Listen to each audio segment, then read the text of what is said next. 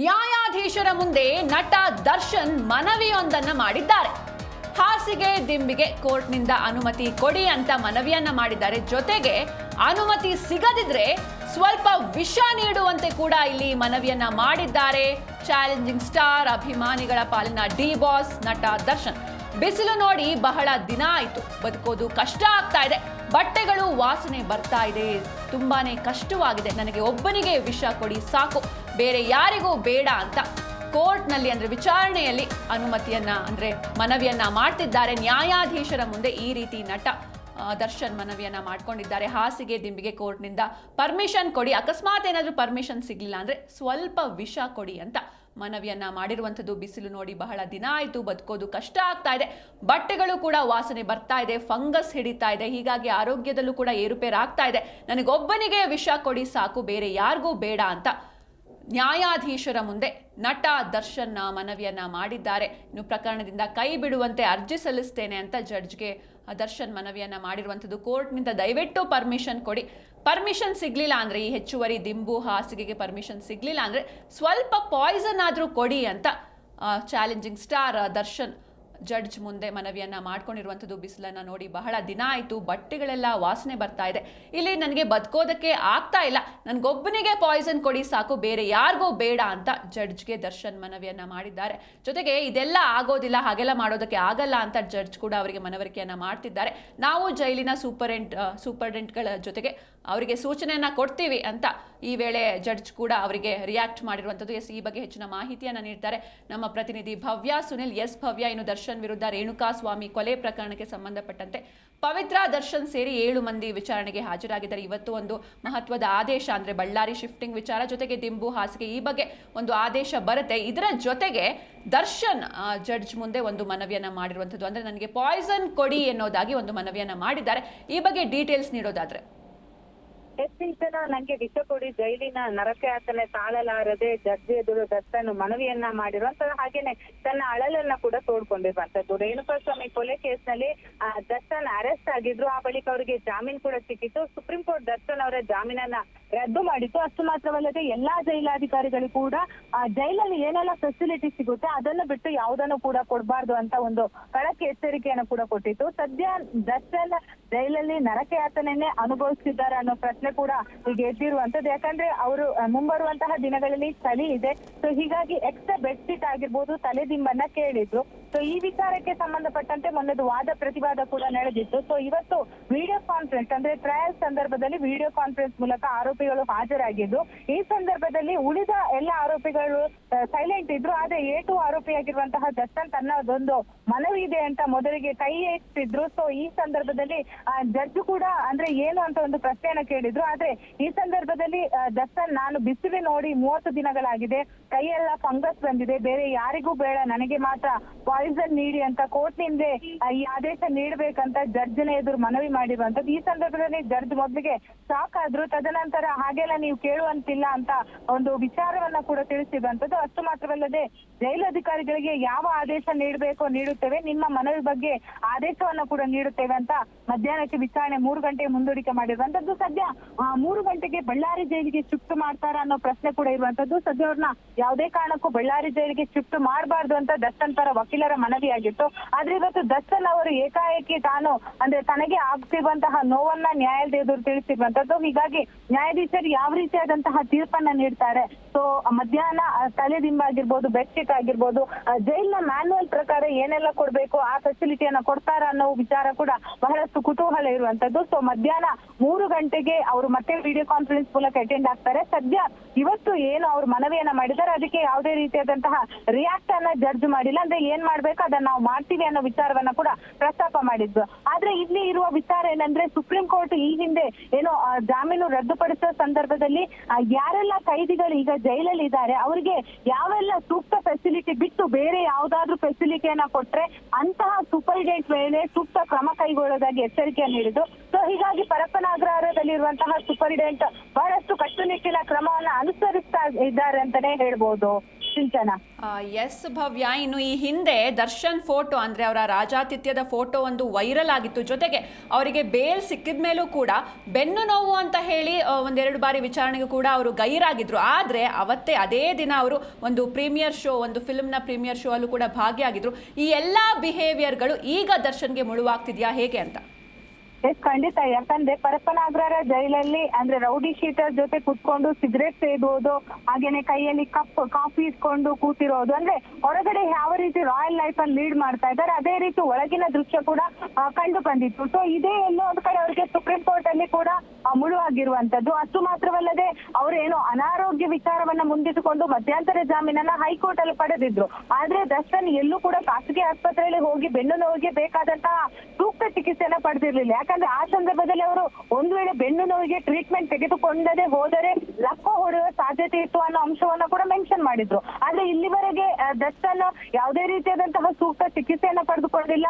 ಹಾಗೇನೆ ಅವರು ಎಲ್ಲಾ ಕಡೆ ಓಡಾಡ್ತಾ ಇದ್ರು, ವಿದೇಶ ದೇಶಕ್ಕೆಲ್ಲ ಹೋಗಿ ಬಂದಿರುವಂತದ್ದು. ಸೊ ಇದನ್ನೆಲ್ಲ ನೋಡ್ಕೊಂಡು ಸುಪ್ರೀಂ ಕೋರ್ಟ್ ಈ ರೀತಿಯಾದಂತಹ ಒಂದು ಅವರ ಜಾಮೀನನ್ನ ರದ್ದು ಮಾಡಿ ಒಂದು ಜಡ್ಜ್ಮೆಂಟ್ ಕೊಟ್ಟಿತ್ತು. ಆದ್ರೆ ಜಡ್ಜ್ಮೆಂಟ್ ಕೊಡುವ ಸಂದರ್ಭದಲ್ಲಿ ಕೆಲವೊಂದು ಷರತ್ತನ್ನು ಏನು ಹಾಕಿದ್ರು, ಅದರ ಷರತ್ ಈಗ ದರ್ಶನ್ಗೆ ಬಹಳಷ್ಟು ಮುಳುವಾಗ್ತಿದೆ ಅಂತ ಹೇಳ್ಬೋದು. ಸೊ ದರ್ಶನ್ ಐಷಾರಾಮಿ ಜೀವನವನ್ನ ಮಾಡಿರೋರು. ಸೊ ಹೀಗಾಗಿ ಅವರಿಗೆ ದರ್ಶನ್ಗೆ ಜೈಲಲ್ಲಿ ಅಂದ್ರೆ ವಾಸ ಮಾಡ್ಬೇಕಾದ್ರೆ ಅವರಿಗೆ ಹೊರಗಿನ ಪ್ರಪಂಚದ ಯಾವುದೇ ರೀತಿಯಾದಂತಹ ಫೆಸಿಲಿಟಿ ಸಿಗಲ್ಲ. ಸಿಕ್ಕಿದ್ರು ಕೂಡ ಜೈಲಿನ ಊಟ ಆಗಿರ್ಬೋದು, ಜೈಲಿನಲ್ಲಿರುವಂತಹ ತಿಂಡಿ ಆಗಿರ್ಬೋದು, ಜೈಲಿನಲ್ಲಿರುವಂತಹ ಲೈಬ್ರರಿಗೆ ಹೋಗುವ ಅವಕಾಶ ಆಗಿರ್ಬೋದು, ಆದ್ರೆ ಈ ರೀತಿಯಾದಂತಹ ಅವಕಾಶಗಳು ಮಾತ್ರ ಇರುವಂತದ್ದು. ಆದ್ರೆ ಎಲ್ಲೋ ಒಂದು ಕಡೆ ಸದ್ಯ ಬಹಳಷ್ಟು ಕಠಿಣ ಸಿಸ್ಟಮ್ಮೇ ಜೈಲಲ್ಲಿ ಮಾಡಿದ್ದಾರೆ ಅಂತಾನೆ ಹೇಳ್ಬೋದು. ಯಾಕಂದ್ರೆ ದರ್ಶನ್ ಪರ ವಕೀಲರು ವಾದ ಮಾಡುವ ಸಂದರ್ಭದಲ್ಲಿ ಕೆಲವೊಂದು ಅಂಶಗಳ ಉಲ್ಲೇಖ ಮಾಡಿದ್ರು.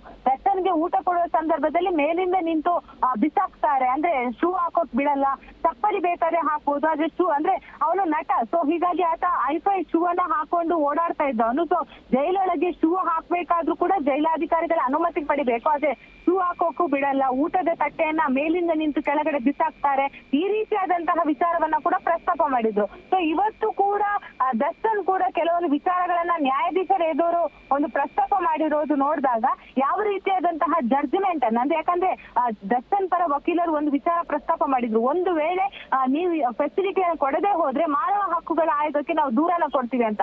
ಒಂದು ವೇಳೆ ಮಾನವ ಹಕ್ಕುಗಳ ಆಯೋಗ ಎಂಟ್ರಿ ಕೊಟ್ರೆ ನಿಜಕ್ಕೂ ದರ್ಶನ್ಗೆ ಅಲ್ಲಿ ಸರಿಯಾದ ಫೆಸಿಲಿಟಿ ಕೊಡ್ತಾ ಇಲ್ವಾ ಅಥವಾ ಅವರಿಗೆ ಚಿತ್ರಹಿಂಸೆ ನೀಡ್ತಾ ಇದ್ದಾರೆ ಅನ್ನೋದ್ರ ಬಗ್ಗೆ ಕೂಡ ತನಿಖೆಯನ್ನ ಮಾಡುವ ಸಾಧ್ಯತೆ ಇರುವಂತದ್ದು. ಆದ್ರೆ ಇವತ್ತು ಯಾವ ರೀತಿಯಾದಂತಹ ತೀರ್ಪನ್ನ 3 ಗಂಟೆಗೆ ಅಂದ್ರೆ ಬಳ್ಳಾರಿ ಜೈಲಿಗೆ ಶಿಫ್ಟ್ ಮಾಡಿದ್ರು ಕೂಡ ಅಲ್ಲಿ ಜೈಲಲ್ಲಿ ಯಾವ ರೀತಿಯಾದಂತಹ ವ್ಯವಸ್ಥೆನ ಕೊಡ್ಬೇಕು ಅನ್ನೋ ನಿಟ್ಟಿನಲ್ಲಿ ನ್ಯಾಯಾಲಯ ಆದೇಶ ಕೊಡುತ್ತಾ ಅನ್ನೋದು ಕೂಡ ನೋಡ್ಬೇಕಾಗುತ್ತೆ. ಎಸ್ ಭವ್ಯ, ಇನ್ನು ವಿಡಿಯೋ ಕಾನ್ಫರೆನ್ಸ್ ಮೂಲಕ ಇವರು ವಿಚಾರಣೆಯನ್ನ ಎದುರಿಸ್ತಾ ಇದ್ದಾರೆ. ಅಂದ್ರೆ ಯಾಕೆ ಅಂತಂದ್ರೆ ಸೆಕ್ಯೂರಿಟಿ ರೀಸನ್ಗ ಹೇಗೆ ಅಂತ?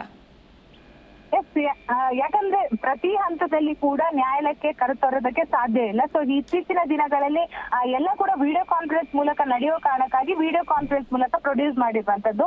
ಅಷ್ಟು ಮಾತ್ರವಲ್ಲದೆ ನಟ ದರ್ಶನ್ ಬರುವ ಸಂದರ್ಭದಲ್ಲಿ ಫ್ಯಾನ್ಸ್ ಸುಮ್ನೆ ಗಲಾಟೆ ಮಾಡುವಂತದ್ದಾಗಿರ್ಬೋದು, ಈ ರೀತಿಯಾದಂತಹ ಕಿರಿಕಾಸುವ ಸಾಧ್ಯತೆ ಇರುತ್ತೆ.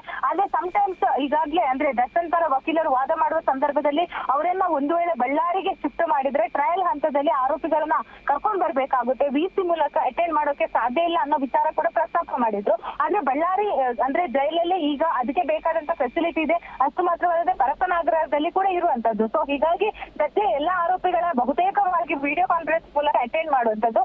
ಆದ್ರೆ ಸಾಕ್ಷ್ಯಗಳಾಗಿರ್ಬೋದು ಅಥವಾ ಸಾಕ್ಷಿಗಳ ಕಲೆ ಹಾಕೋದಾಗಿರ್ಬೋದು, ಈ ರೀತಿಯ ವಿಚಾರ ಬಂದಾಗ ಡೈರೆಕ್ಟ್ ಆಗಿ ನ್ಯಾಯಾಧೀಶರ ಎದುರೊಂದು ಹಾಜರು ಪಡಿಸ್ತಾರೆ. ಆದ್ರೆ ಸದ್ಯ ಇವತ್ತು ಅವರನ್ನ ಟ್ರಯಲ್ಗೆ ಅಂದ್ರೆ ಅವರ ಹಾಜರಾತಿಗೆ ಇವತ್ತು ವಿಡಿಯೋ ಕಾನ್ಫರೆನ್ಸ್ ಮೂಲಕ ಅವರನ್ನ ಅಟೆಂಡ್ ಮಾಡ್ತಿರುವಂತದ್ದು. ಸಿಂಚನ.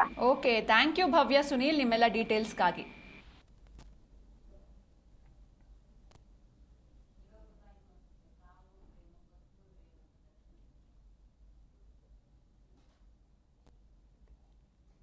ಈ ಬಗ್ಗೆ ಹೆಚ್ಚಿನ ಮಾಹಿತಿ ನೀಡ್ತಾರೆ ನಮ್ಮ ಪ್ರತಿನಿಧಿ ದಿವ್ಯಶ್ರೀ. ಎಸ್ ದಿವ್ಯಶ್ರೀ, ಇನ್ನು ದರ್ಶನ್ ವಿರುದ್ಧ ರೇಣುಕಾಸ್ವಾಮಿ ಕೊಲೆ ಪ್ರಕರಣಕ್ಕೆ ಸಂಬಂಧಪಟ್ಟಂತೆ ಇವತ್ತು ಒಂದು ಮಹತ್ತರ ತೀರ್ಪು ಹೊರಬೀಳಿದೆ. ಅಂದ್ರೆ ದರ್ಶನ್ ಅವರು ಬಳ್ಳಾರಿ ಜೈಲ್ಗೆ ಶಿಫ್ಟ್ ಆಗ್ತಾರಾ ಇಲ್ವಾ, ಜೊತೆಗೆ ಅವರಿಗೆ ಹೆಚ್ಚುವರಿ ದಿಂಬು, ಹಾಸಿಗೆ, ಈ ಬಗ್ಗೆ ಒಂದು ತೀರ್ಪು ಆದೇಶ ಹೊರಬರುತ್ತೆ. ಜೊತೆಗೆ ಇಲ್ಲಿ ಈಗ ದರ್ಶನ್ ಕೋರ್ಟ್ನಲ್ಲಿ ಅಂದರೆ ಜಡ್ಜ್ ಮುಂದೆ ಒಂದು ಮನವಿಯನ್ನು ಇಟ್ಟಿದ್ದಾರೆ. ನನಗೆ ಈ ಹಾಸಿಗೆ ದಿಂಬು ಈ ರೀತಿ ಪರ್ಮಿಷನ್ ಕೊಡಿ, ಅಕಸ್ಮಾತ್ ಪರ್ಮಿಷನ್ ಸಿಗಲಿಲ್ಲ ಅಂದರೆ ನನಗೆ ಪಾಯ್ಸನ್ ಆದರೂ ಕೊಡಿ, ನಾನು ಸಾಯ್ತೀನಿ ಅನ್ನೋದಾಗಿ ದರ್ಶನ್ ಹೇಳಿಕೆಯನ್ನು ನೀಡಿರುವಂಥದ್ದು. ಅಂದರೆ ಈ ಹಿಂದೆ ದರ್ಶನ್ ಏನೆಲ್ಲ ನಡತೆಯನ್ನು ತೋರಿಸಿದ್ರು ಅಂದರೆ ಬೇಲ್ ಆದಮೇಲೂ ಕೂಡ, ಜೈಲಲ್ಲಿ ಇದ್ದಾಗಲೂ ಕೂಡ ಅವರ ಒಂದು ಫೋಟೋಗಳು ವೈರಲ್ ಆಗಿದ್ವು. ನಂತರ ಜೈಲಿಂದ ಹೊರಗೆ ಬಂದ ಮೇಲೂ ಕೂಡ ಅವರ ನಡತೆ, ಈ ಬಿಹೇವಿಯರೇ ಇಷ್ಟೆಲ್ಲ ಸದ್ಯದ ಪರಿಸ್ಥಿತಿಗೆ ಕಾರಣನ ಹೇಗೆ ಅಂತ. ಮೂಲದ ರೇಣುಕಾಸ್ವಾಮಿ ಹತ್ಯೆ ಪ್ರಕರಣದ ಪ್ರಮುಖ ಆರೋಪಿಯಾಗಿರುವಂಥ ನಟ ದರ್ಶನ್ಗೆ ಇದು ಆತ್ಮಾವಲೋಕನದ ಸಮಯ ಅಂತ ಹೇಳಿದ್ರೆ ನಿಜಕ್ಕೂ ಕೂಡ ತಪ್ಪಾಗೋದಿಲ್ಲ. ರೈಟ್ ನಾವು ಆಗ್ತಿರುವಂಥ ಡೆವಲಪ್ಮೆಂಟ್ಸನ್ನು ಗಮನಿಸ್ತಾ ಹೋಗೋದಾದರೆ, ಇದೇ ಚಿತ್ರದುರ್ಗ ಮೂಲದ ರೇಣುಕಾಸ್ವಾಮಿ ಹತ್ಯೆ ಪ್ರಕರಣದ ಪ್ರಮುಖ ಆರೋಪಿಗಳನ್ನು ವಿಡಿಯೋ ಕಾನ್ಫರೆನ್ಸ್ನ ಮೂಲಕ ಇವತ್ತು ಜಡ್ಜ್ ಮುಂದೆ ಹಾಜರುಪಡಿಸಲಾಯಿತು. ಈ ಸಂದರ್ಭದಲ್ಲಿ ದರ್ಶನ್ ಸ್ಟೇಟ್ಮೆಂಟ್ ಏನು ಅನ್ನೋದು ಬಹಳ ಮುಖ್ಯವಾಗಿ ನಾವು ಗಮನಿಸಬೇಕಾದಂಥ ಅಂಶ. ನೋಡಿ, ನಟ ದರ್ಶನ್ಗೆ ಜೈಲುವಾಸ ಅನ್ನೋದು ಹೊಸದೇನಲ್ಲ. ಈ ಹಿಂದೆ ಕೂಡ 10-12 ವರ್ಷಗಳ ಹಿಂದೆ ಪತ್ನಿ ವಿಚಾರಕ್ಕೆ ಅಲ್ಲಾದಂತಹ ಕೆಲವೊಂದು ಅವಘಡಕ್ಕೆ ಸಂಬಂಧಪಟ್ಟಂತೆ ಜೈಲುವಾಸವನ್ನು ಅಂದಾಜು 28 ದಿವಸ ಅನುಭವಿಸಿದ್ದಾರೆ. ಇತ್ತೀಚೆಗೆ ನಡೆದಂತಹ ರೇಣುಕಾಸ್ವಾಮಿ ಹತ್ಯೆ ಪ್ರಕರಣದಲ್ಲೂ ಕೂಡ ಜೈಲುವಾಸವನ್ನು ಅನುಭವಿಸಿದ್ದಾರೆ. ಇದೀಗ ನೋಡಿ, ಇದೇ ರೇಣುಕಾಸ್ವಾಮಿ ಹತ್ಯೆ ಪ್ರಕರಣಕ್ಕೆ ಸಂಬಂಧಪಟ್ಟಂತೆ ಸುಪ್ರೀಂವರೆಗೂ ಹೋಗಿ ಮತ್ತೆ ನಟ ದರ್ಶನ್ ಜೈಲು ಪಾಲಾಗಿದ್ದಾರೆ. ಆದರೆ ಈಗ ಪರಿಸ್ಥಿತಿ ಭಿನ್ನ ಅಂತ ಹೇಳಿದ್ರೆ ತಪ್ಪಾಗುವುದಿಲ್ಲ. ಈ ಹಿಂದೆ ಇದೇ ನಟ ದರ್ಶನ್ ಪರಪ್ಪನ ಅಗ್ರಹಾರ ಜೈಲಿನಲ್ಲಿದ್ದಾಗ, ಬಳ್ಳಾರಿ ಜೈಲಿನಲ್ಲಿದ್ದ ಸಂದರ್ಭದಲ್ಲಿ ರಾಜಾತಿಥ್ಯವನ್ನು ಅನುಭವಿಸಿದ್ರು. ಅದನ್ನು ಕೂಡ ಸುಪ್ರೀಂ ಕೋರ್ಟ್ ಪರಿಗಣಿಸಿತ್ತು.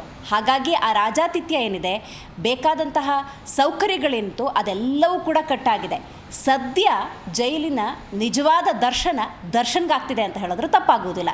ಹಾಗಾಗಿ ವಿಡಿಯೋ ಕಾನ್ಫರೆನ್ಸ್ನಲ್ಲಿ ನ್ಯಾಯಾಧೀಶರ ಮುಂದೆ ನಟ ದರ್ಶನ್ ತಮ್ಮ ಅಳಲನ್ನು ತೋಡಿಕೊಂಡಿದ್ದಾರೆ.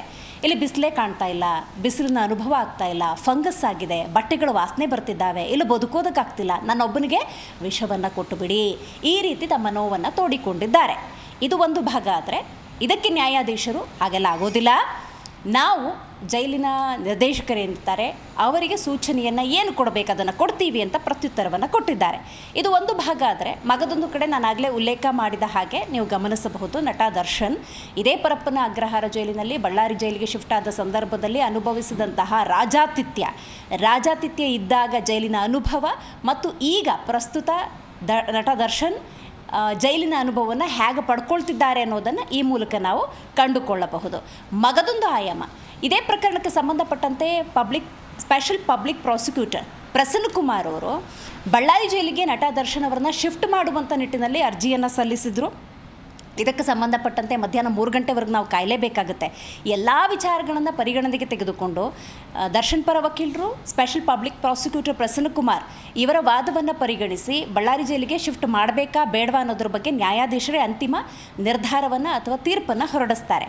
ಈ ಹಿಂದಿನಿಂದಲೂ ಸ್ಪೆಷಲ್ ಪಬ್ಲಿಕ್ ಪ್ರಾಸಿಕ್ಯೂಟರ್ ಪ್ರಸನ್ನ ಅವರು ಮನವಿ ಮಾಡಿದಂತೆ ಬಳ್ಳಾರಿ ಜೈಲಿಗೆ ಶಿಫ್ಟ್ ಮಾಡುವಂಥ ವಾದ ಪ್ರತಿವಾದ ಆದಾಗ ದರ್ಶನ್ ಪರ ವಕೀಲರು ಕೊಟ್ಟಂತಹ ಒಂದು ಉತ್ತರ ಅಂತ ಹೇಳಿದ್ರೆ, ಯಾವ ಸಬೂಬು ಅಂತ ನೋಡೋದಾದರೆ, ದರ್ಶನ್ ಅವರ ತಾಯಿಗೆ ಆರೋಗ್ಯ ಸರಿಯಿಲ್ಲ, ಹಾಗಾಗಿ ಅವರು ನಟ ದರ್ಶನ್ ಬೆಂಗಳೂರಿನಲ್ಲಿ ಇರಬೇಕು ಅನ್ನುವಂಥ ವಿಚಾರವನ್ನು ಪ್ರಸ್ತಾಪ ಮಾಡಿದರು.